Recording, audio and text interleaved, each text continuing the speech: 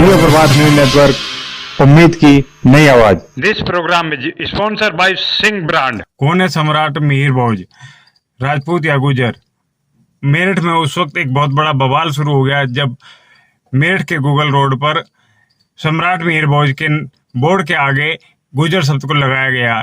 इस पर ग्राम मुलेड़ा के राहुल सिंह ने एक आपत्ति दर्ज की एसडीएम और डीएम के सामने। उन्होंने उन्हें कहा कि मामला अभी कोर्ट में दर्ज है, इसलिए सम्राट मिहिर भोज के सामने से गुजर शब्द को हटाया जाए। कुछ दिनों बाद ही कपसाड़ गांव में एक बोर्ड लगता है सम्राट राजपूत सम्राट मिहिर भोज के नाम से, जिस पर गुजर समाज द्वारा उनके पूर्वजों का चोरी करने का आरोप लगाया गया और उसके बारे में एक मीटिंग रखी गई, जिसमें पुलिस द्वारा यह मीटिंग को निरस्त कर दिया गया, परमिशन नहीं दी गई, लाठीचार्ज कर दिया गया और मामला इतना बड़ा हो गया। हम राहुल मुलाड़ा से बात कर रहे हैं कि आपने जो सबसे पहले मुद्दा उठाया था उसका क्या हुआ और आगे इस जो सीएम योगी द्वारा दिया गया है, अभी आदेश किया गया है, इसको आप किस नजर से देखते हैं? तो करते हैं राहुल मुलाड़ा से बात।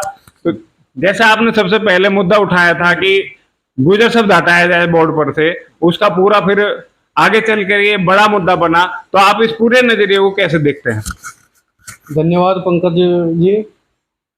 तो मामला जो मेरठ में इस जातिवाद की शुरुआत करी थी, वो जो राज्य मंत्री हैं डॉक्टर सोमेंद्र तोमर, उन्होंने एक बोर्ड लगवाया था प्रतापपुर में और उसमें जाति सूचक शब्द का इस्तेमाल करा था।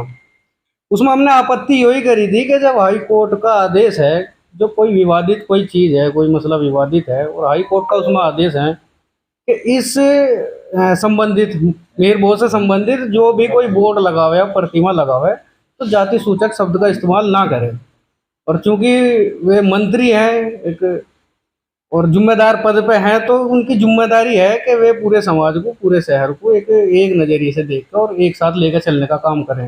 लेकिन कहीं ना कहीं अगर मंत्री ही खुद अपनी निदिशा से बोर्ड लगवा रहे और जाति में बांटने का काम कर रहे और जिससे दो जातियों में टकराव उत्पन्न हो रहा है और पहले से है भी, तो उस मामले को फिर गरमा रहे, तो कहीं ना कहीं वो गलत है। इस चीज़ का हमने विरोध करा और उसका फल आज सबके सामने है। तो जैसे अब योगी जी ने आदेश किया है कि जाति सूचक शब्द हटाए जाएं अलग अलग जगहों से, तो उसको आप किस नजरिए से देखते हैं? इसमें हमारी भी मांग यही थी कि किसी भी महापुरुष को, महापुरुष तो सबके हैं, पूरे देश के महापुरुष हैं और सबको सम्मान करना चाहिए, कार्यक्रम भी करो, लेकिन जातियों में जो बांटना है किसी भी महापुरुष को, वो गलत है।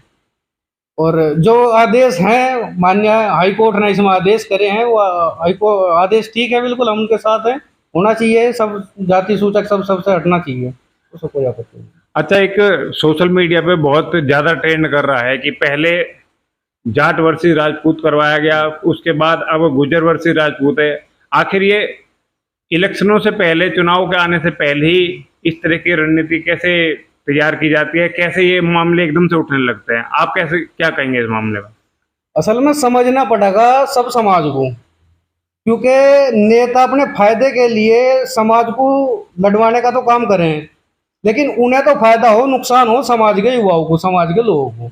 मुकदमे दर्ज होना, उससे अलग जितना भी नुकसान है वो सारा समाज ही झेल रहे। तो समाज के जो भी लोग हैं इस चीज को समझें और समझ कर आपस में अपने आपसी संबंध खराब बिल्कुल ना करें। हम विजयपाल जी से बात करेंगे। विजयपाल जी, जैसे विजय राघव जी, जैसे हम विजय राघव जी से बात करेंगे, जैसे इसमें अभी राहुल मुलेड़ा ने कहा कि जिस तरीके से जाति सूचक शब्द हटने की पहले से डिमांड करते आ रहे हैं और अब फार्म में से भी यदि जाति शब्द हटेगा, तो आप उसको किस तरह से देखते हैं और समाज में इसको लेकर के किस तरह का आप देखते हैं कि आगे चलेगा ये जाति का जो सीएम योगी जी ने आदेश किया है? देखिए, सवाल गुजर शब्द का या राजपूत शब्द का या जाट शब्द का नहीं है। सवाल ये है कि चंद दूषित दिमाग के नेता हैं, चंद, जैसे कहते हैं ना तालाब में एक आध खराब मछली, वो अभी अंग्रेजों की नीति पे चल रहे हैं कि डिवाइड एंड रूल, समाज को बांटो, राजनीति करो। परंतु जो समाज से निकले हुए नेता हैं, जो शीर्ष पदों पे हैं, यदि बात करें हम उत्तर प्रदेश सरकार के माननीय मुख्यमंत्री योगी जी की, वो एक स्वच्छ साफ नीति के आदमी और ये जो डिसीजन सरकार के द्वारा लिया गया, हालांकि लेट लिया गया, क्योंकि अगर हम राजपूत समाज की बात करें, हमारा एक ही एजेंडा है। हमारा एजेंडा, अभी आपने पूछा कि जाट वर्सेस राजपूत हुआ, गुजर वर्सेस, ना कोई प्रदेश में जाट वर्सेस राजपूत है, ना गुजर वर्सेस राजपूत है, ना किसी के वर्सेस कोई है। हमारा शुरू से, आज से नहीं, लाखों वर्षों से राजपूत समाज का एक ध्येय रहा है, एक उद्देश्य रहा है, और हमने काम भी किया है। पहले बलिदान दिया, जंग लड़ी। हमारा सिंगल उद्देश्य रहा है हमेशा से राजपूत समाज का, देश की एकता अखंडता को बनाए रखना, चलना। और जो हमारा धर्म है, अगर मैं धर्म की भी बात करूं, अपने धर्म की रक्षा करना, अपने देश की रक्षा करना, ये हमेशा से हमारा एक उद्देश्य से रहा है, और हम हमेशा उस उद्देश्य पे अपने काम कर रहे हैं। वर्तमान स्थिति की अगर बात करें, आप पुराना इतिहास देख लीजिए हमारा, लाखों वर्षों का, कोई बताने की जरूरत नहीं है। हमने अपने धर्म के लिए, ध्वज के लिए और अपने देश की जनता के लिए हमेशा से लड़ने का काम किया और देश को बचाने का, एकजुटता का काम किया। आज भी हमारा यही प्रयास है। जो भी किसी भी चंद दूषित दिमाग के जो नेता हैं, जाति का सहारा लेके चाहे वो बोर्ड लगवा रहे हों, चाहे वो पंचायतें कर रहे हों, हम इसके बिल्कुल खिलाफ हैं। इससे देश की एकता अखंडता को खतरा है। और यदि अब हम बात करें देश की सरकार की, माननीय मुख्यमंत्री जी की, उन्होंने बहुत ही सोच समझ के बहुत अच्छा कदम समाज के प्रति, देश के प्रति लिया है। जातिवाद का जो जहर है, उस जहर को उन्होंने कम करने का प्रयास कर रहा है। इसके लिए हम उनकी जितनी सराहना करें, सरकार की जितनी सराहना करें, वो कम है। नेताओं की बात है, जिनसे खतरा है तो सबको पता है किनसे है। अगर हमें लड़ना है तो हमें उनसे लड़ना है, जो बाहर से आए हुए हैं, जो हमारे देश के नहीं हैं, जो 200, 400, 500, 700 साल पहले आए हैं, उनसे हमें लड़ना है, ना कि जातियों को आपस में लड़ना चाहिए। यदि हम आपस में लड़ेंगे, यदि परसेंटेज की बात करेंगे, इस समाज की इतनी समाज, हमें वो परसेंटेज नहीं गिननी चाहिए। हमें इस परसेंटेज से खतरा नहीं है, जिस बढ़ती हुई आबादी से खतरा है, हमें उनसे लड़ना चाहिए, ना कि जातियों को आपस में लड़ना चाहिए। अच्छा, आपने जो परसेंटेज की बात कही है कि परसेंटेज से खतरा है, अभी जैसे बिहार में चुनाव होने वाले हैं और उसमें एक जाति का एक कॉलम अलग रखा गया है, जातिगत जनगणना की बात बार बार उठ के आ रही है, तो इसको आप किस नजर से देखते हैं? इससे क्या पूरे देश में वैमनस्य फैलेगा या एकजुटता बढ़ेगी? बिल्कुल फैलेगा। माननीय उच्च न्यायालय इलाहाबाद का आदेश है, स्पष्ट आदेश है, मैंने पढ़ा है वो।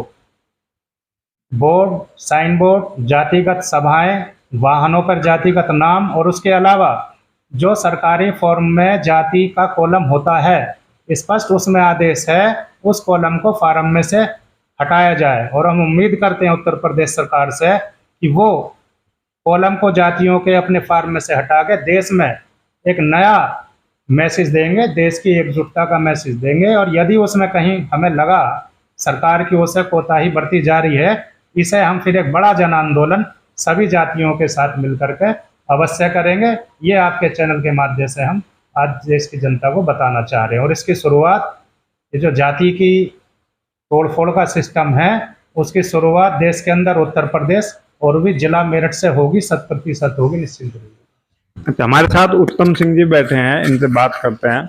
उत्तम सिंह जी, जैसे अभी जाति की बात चल रही है और जाति शब्द हटाने की बात चल रही है, तो इसका आरक्षण पर भी कुछ प्रभाव पड़ेगा? पॉजिटिव प्रभाव पड़ेगा, नेगेटिव पड़ेगा? आप क्या कहेंगे? देखिए, जैसे अभी हमारे राघव जी ने बताया कि जो हमारा फॉर्म भी, वो जो आवेदन फॉर्म होते हैं, किसी भी कहीं कोई भर्ती हो रही है या किसी और सरकारी कार्य के लिए आवेदन किया जाता है, उसमें एक जाति का कॉलम होता है। तो अगर मैं बात कहूँ तो वो जाति का कॉलम होता ही इस आधार पे है क्योंकि आरक्षण जो है वो जातिगत आधार पे आरक्षण मिलता है, इसलिए वहाँ पे वो जाति का कॉलम किया जाता है। ये बहुत सुंदर बात होगी अगर सरकार इस चीज़ को करती है कि उस फॉर्म में से वो जाति का कॉलम ही हटा देती है, तो वो एक दिन यहाँ पे आ जाएगा कि जो योग्य है वो ही आगे जा पाएगा। हमारा मेन मुद्दा ये था कि अभी मेरठ में कुछ 1-1.5 महीने पहले जो सोमेंद्र तोमर जी मंत्री जी हैं, उन्होंने एक जाति सूचक, मैं वैसे तो ये कहूँगा वो जाति सूचक शब्द मैं मानता नहीं हूँ उसमें, क्योंकि वो जाति सूचक शब्द है भी नहीं। गुर्जर गुजरात प्रदेश का नाम था, जो पहले गुर्जर बोला जाता था, उसे उसी नाम से वो गुर्जर सम्राट कहा जाता था। वो गुर्जर सम्राट मतलब उस प्रदेश के सम्राट से मतलब था। अभी देखिए, मैं किसी पर्टिकुलर किसी पे इंडिकेशन नहीं कर रहा, लेकिन आज हम एक ही चीज़ देख रहे हैं कि वो नाम नहीं बदला, वो नाम वहीं का वहीं है, लेकिन कुछ लोगों ने अपना नाम बदल लिया। अगर मैं किसी दूसरे समुदाय की बात करूं तो जैसे पुराने टाइम में उनको लोग गोचर के नाम से जानते थे, फिर उन्हीं लोगों ने अपना नाम, हमने अपनी आंखों से देखा है, गुज्जर लिखना शुरू किया उन्होंने, अब वो गुज्जर से गुर्जर लिखना शुरू कर दिया, मतलब बदलाव उन्होंने किया है। तो ये मैं एक चाहूंगा कि हमारा किसी व्यक्ति विशेष से या किसी भी जाति से कोई झगड़ा नहीं है, सभी हमारे भाई हैं, हमें सभी को मिलजुल के चलना चाहिए। गुर्जर समुदाय के लोग भी हमारे भाई हैं, लेकिन ये छोटी छोटी चीजों से आपस में विवाद करना ये बिल्कुल गलत है, समाज को बांटना वो गलत है। देवराज सोम जी के पास राजपूत महासभा रुड़की रोड के जानते, जैसे अभी बात चल रही थी कि एक अच्छा योगी जी ने जाति सूचक शब्द को हटाने का अच्छा फैसला लिया है, निर्णय लिया है, तो जानते हैं कि भाई साहब का क्या मत है उसमें और क्या किस नजरिए से देखते हैं इस निर्णय को। मैं देवराज सोम, राजपूत महासभा रुड़की रोड से। मैं ये जो कार्य हुआ है, जातिगत जो भी सूचक शब्द लगाते थे बोर्ड पे या गाड़ी पे, या जाति का जो गहर भूल रहा था कुछ लोगों की मानसिकता की वजह से, इसके सरकार का मैं समर्थन करता हूं और बहुत ही सराहनीय कार्य किया है सरकार ने और प्रशासन ने इसको तुरंत अमल में लिया है। तो हमारी तरफ से सरकार का बहुत बहुत धन्यवाद और बहुत बहुत प्रशासन का भी धन्यवाद, और आशा करते हैं आने वाले जो सरकार आगे भी आएगी, मैं चाहता हूं कि ज़रूरी नहीं कि यही सरकार हमेशा रहेगी, आने वाली आगे जितनी भी सरकारें आए, प्रशासनिक अधिकारी आए, वो भी जाति को लेकर इस प्रकार का भ्रम ना फैलाएं और समाज में एक अच्छा मैसेज दें, जैसा कि योगी जी ने परसों एक प्रस्ताव पारित करके दिया है और उस पर तुरंत अमल भी किया गया है। तो हमारी तरफ से सरकार का फिर दोबारा से धन्यवाद, बहुत बहुत शुक्रिया। अच्छा राघव जी, जैसे कुछ लोग सोशल मीडिया पे चल रहा है कि इससे वैमनस्य फैलने का, जैसे गुज्जर लोगों के साथ या राजपूतों के साथ या जाटों के साथ जिस तरह का अब तक चल रहा है, इस पूरे परिदृश्य को क्या देखते हैं कि राजनीतिक रूप से यदि हम देखें तो इससे क्या भाजपा को एक क्षति हो सकती है, या गुज्जर वोट बढ़ सकती है या राजपूत वोट छिटक सकती है? देखिए, जब भी दो जातियों का टकराव होगा उससे ऐसा मानना है, कुछ मैंने कहा दूसरे दिमाग के नेताओं का, कि उससे हमें लाभ मिलेगा, ये उनकी गलत सोच है, गलत नीति है। इसका प्रभाव लोकसभा चुनाव में देख भी चुके हैं।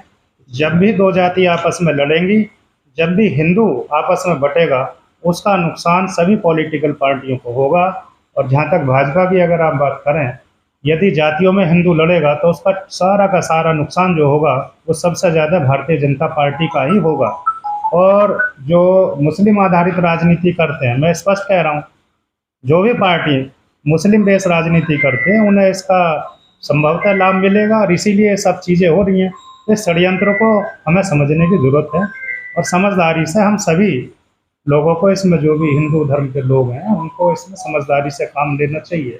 सर्वप्रथम तो मैं इसमें कहना चाहूँगा, जो एक जातिगत जो एक लड़ाई शुरुआत करी गई थी मेरठ में, और उसे कि जातिगत भेदभाव ना हो, लोगों में आपस में समाज में टकराव ना हो, उसके लिए जो समाज के लोगों ने बढ़ चढ़ के इसमें इस लड़ाई को लड़ने का काम करा। और समाज के लोग ही नहीं, क्षत्रिय समाज के काफ़ी संगठन और काफ़ी लोग इसमें साथ रहे, और आज उनकी जो लड़ाई है वो रंग लाई, और जो बोर्ड लगा हुआ था एक, उसे हटाने का काम करा।